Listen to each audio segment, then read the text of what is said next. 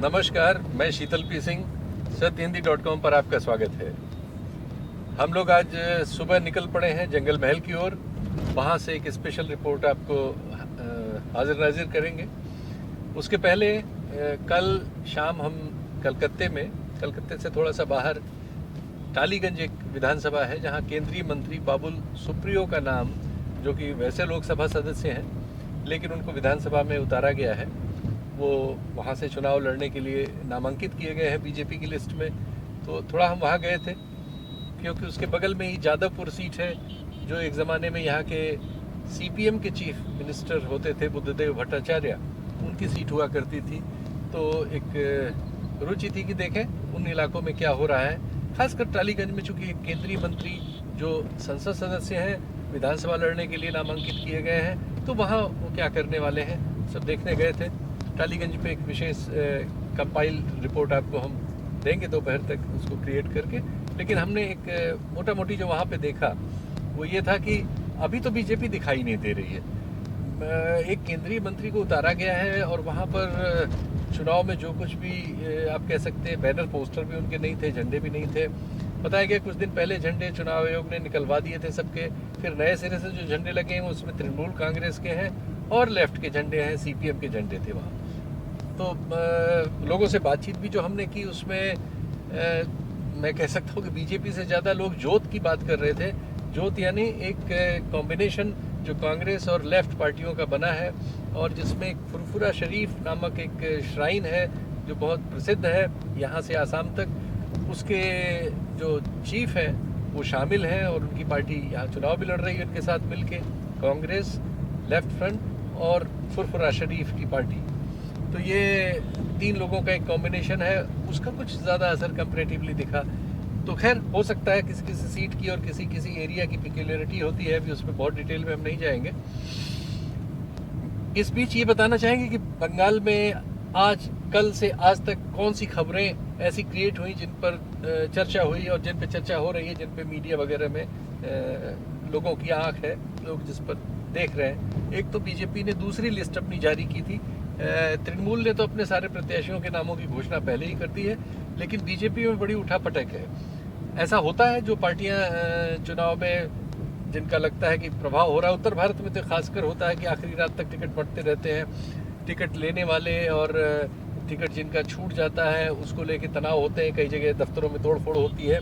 BJP के मामले में ये सब यहाँ बंगाल में हो रहा है, लेकिन इससे कोई नकारात्मक आकलन निकालना कभी ठीक नहीं होता, क्योंकि कई बार ऐसा होता है जिस पार्टी में लोगों की रुचि ज़्यादा होती है उसमें टिकट को लेकर मारामारी भी ज़्यादा होती है, ऐसा भी हो सकता है।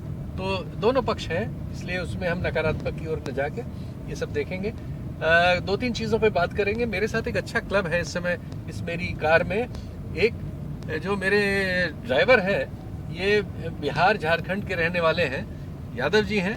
बहुत मज़ेदार इनका अनुभव ये है कि ये यहाँ है तो बहुत सालों से, 2008 से, लेकिन अभी वोटर आई कार्ड इनके पास नहीं है। वहाँ ये बीजेपी के समर्थक थे, बताते हैं परिवार से थे, लेकिन यहाँ पर एक सर्वे ग्रुप के साथ इन्होंने काफ़ी दिन इधर गुजारा है और वो इनको पूरे बंगाल में ले गए थे, सब जगह गए थे। तो इनके पास भी काफ़ी खजाना है सूचनाओं का कि क्या बंगाल में हो रहा है। इनसे भी हम बीच बीच में बात करेंगे। कुछ बातें मैंने कर रखी हैं, वो आपको समय समय पर मैं बताऊंगा। मेरे साथ अनुवादक के लिए एक मित्र ने एक सजेस्ट किया, एक नौजवान मेरे साथ है जो यहाँ थिएटर करते हैं और बहुत एक अच्छे कॉलेज में पढ़ के बहुत ही प्रतिभाशाली छात्र रहे हैं अपने। इनके साथ के कई छात्र कई एजेंसीज में काम कर रहे हैं, जैसे आईपैक जो प्रशांत किशोर की एजेंसी है जो तृणमूल के लिए काम कर रही है, इनके कई मित्र उसमें भी हैं। तो एक अच्छी सूचनाओं का भंडार इनके पास है। दूसरे ये स्थानीय हैं, स्थानीय छात्र हैं, युवा हैं, राजनीति में रुचि रखते हैं और इनकी शार्पनेस है इनमें काफ़ी। तो इन्होंने ऐसी सारी खबरें हमारे लिए जुटा के रखी हैं जो बांग्ला न जानने की वजह से मेरे तक पहुंचना मुश्किल था, या अंग्रेज़ी अखबार में हम उतने डिटेल से जा सकते। प्लस बहुत सारी चीज़ें होती जिनको लेके कौतूहल होता है, तो उसके बारे में पता करने के लिए ये मेरे पास एक अच्छे आप कह सकते हैं कि सोर्स है। और कल से हमारे साथ हैं तो इनसे बहुत सारी जानकारियाँ मुझे मिल रही हैं। अभी भी मैं कुछ बात करूँगा तो आप इनके उत्तर सुनेंगे। जैसे ये खेला होबे नाम का जो एक नारा पूरे देश में चर्चा का विषय है, ये कहाँ से आया, क्यों आया, इसका क्या मतलब है बंगाली में। और एक मोटा मोटी मतलब तो पूरा देश इसको समझ रहा है, खेल होगा, लेकिन वो इतना सरल नहीं है। इसके पीछे काफ़ी व्यंग भी है, भावनाएं भी हैं, और ये नारा तो ही है, और ये कैच भी कर गया है क्योंकि प्रधानमंत्री ने इसको रिएक्ट कर दिया है।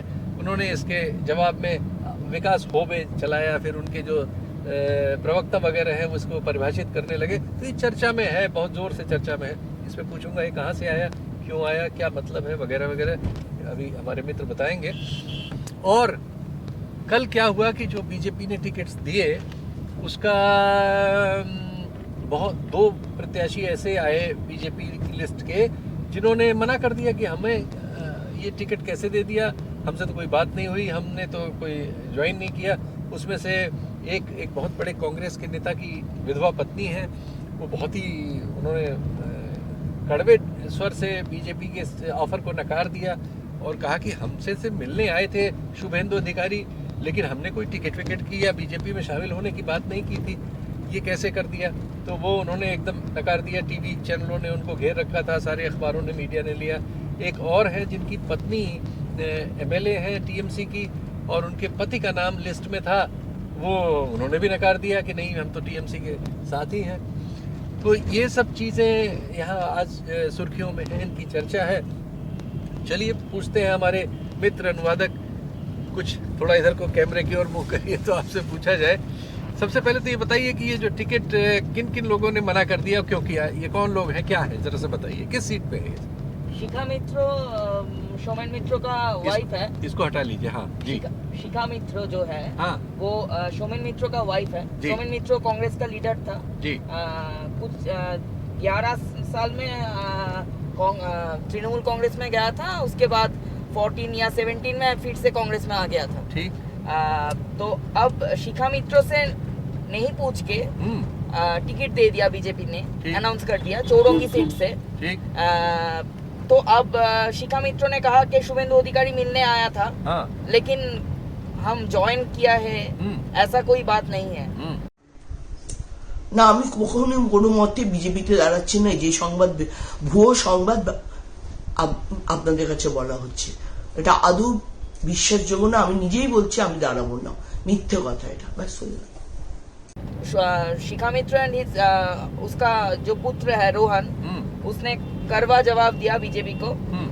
उसने ये भी कहा है कि डिफेमेशन केस भी कर सकता है बीजेपी के अगेंस्ट। अरे बाप रे।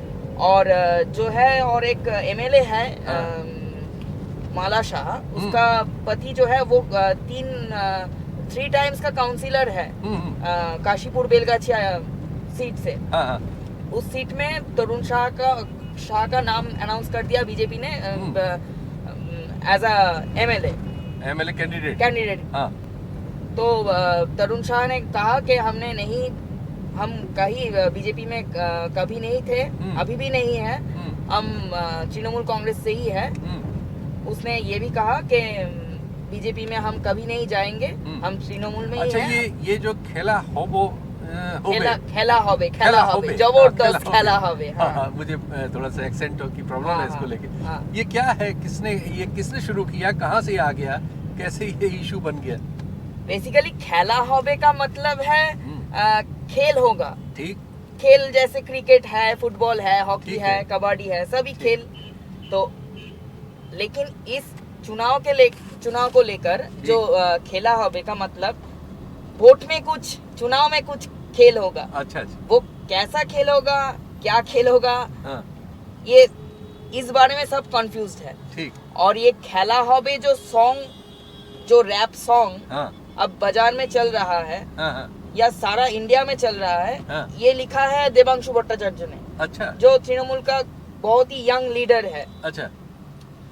और खेला होबे जो ये शब्द है, इसको पहले बोला है बीरभूम का एक ब्लॉक प्रेसिडेंट है अनुब्रतो मंडल। अच्छा। अनुब्रतो जी ने खेला होबे बोला है। किस पार्टी का है वो? ये तृणमूल का है, तृणमूल कांग्रेस का है। अच्छा, ब्लॉक प्रेसिडेंट है या एमएलए है? ब्लॉक प्रेसिडेंट है। अच्छा, ठीक।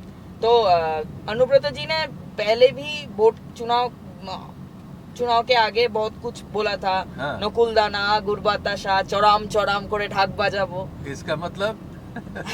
कि हमारे भी- हिंदी के दर्शकों के लिए थोड़ा सा बता दें। नकुलदाना और ये जो गुरबाताशा है, ये तो सिग्निफाई किया था बुलेट्स और बम के। अच्छा अच्छा और चराम चराम करे ढाक बाजाबो जेटा सेटा खूब जोड़े जोड़े मारबो। अच्छा अच्छा अच्छा अच्छा अच्छा, जैसे ढोल को पीटते हैं, ये हाँ। कुछ उस तरह से हाँ, ढोल को जैसे कोई- पीटते हैं। ये स्लैंग है कि मतलब ढोल की तरह बजा देंगे। हाँ, ढोल के जैसा। तरह बजा देंगे। अच्छा अच्छा, ये सब था।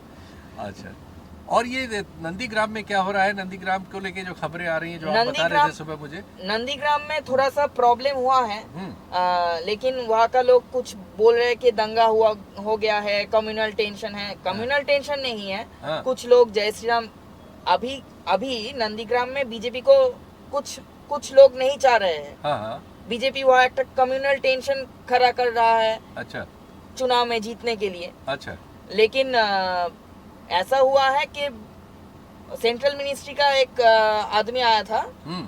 उसका जो खास आदमी था उसके ऊपर तृणमूल के कुछ समर्थक ने ढील पटकेल मारा था। अच्छा, पत्थर वगैरह हाँ, मार पत्थर वगैरह मारा था, इसीलिए वो इंजर्ड हो गया है। हाँ। और अब बीजेपी और तृणमूल का एक बहुत संघर्ष हो रहा है। ठीक।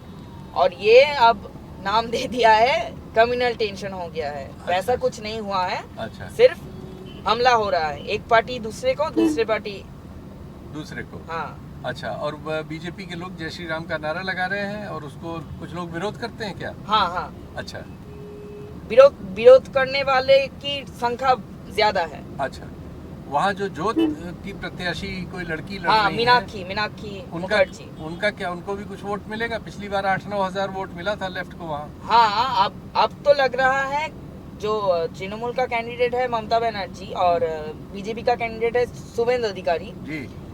इस दोनों से हम्म अगर कोई अप्रत्याशित हो गया है हम्म। तो वोट ज्यादा से ज्यादा मीनाक्षी को भी मिल सकता है। अच्छा, लेकिन फर्स्ट पोजीशन में कभी नहीं आ सकता है मीनाक्षी मुखर्जी। ठीक। वो अगर आए तो सेकंड पोजीशन में आ सकते हैं। अच्छा, सेकंड में आ सकता है। हाँ, सेकंड में आ सकता है। चलिए, आपके साथ नंदीग्राम भी घूमेंगे, फिर देखेंगे, तब इसकी पड़ताल करेंगे। आज इसको इतने पे समेटते हैं। तो हम जंगल महल पहुंच रहे हैं और हम कोशिश करते हैं हमेशा कि चीज़ों को तथ्यों के आधार पर, पुराने रिकॉर्ड के आधार पर विश्लेषित करें और कोशिश करें कि आपको अपनी ही तरह जो नतीजे आने वाले हैं उस दिशा में सोचने समझने के लिए प्रेरित कर सकें। हम मनुष्य हैं, बहुत गलतियां करते हैं और हमारी तमाम अपनी भावनात्मक कमजोरियां भी होती हैं, हमारे अपने विचार होते हैं, वो भी हमें प्रभाव डालते हैं, सोहबत प्रभाव डालती है। वो सब चीज़ों को मिला जुला के हम अपना काम करते हैं, लेकिन हम कोशिश करते हैं कि अपना काम ईमानदारी से करें। फिर आपके सामने शाम को इसकी विशेष रिपोर्ट के साथ पेश होंगे। धन्यवाद, नमस्कार। सत्य हिंदी का ऐप डाउनलोड करें गूगल प्ले स्टोर पर।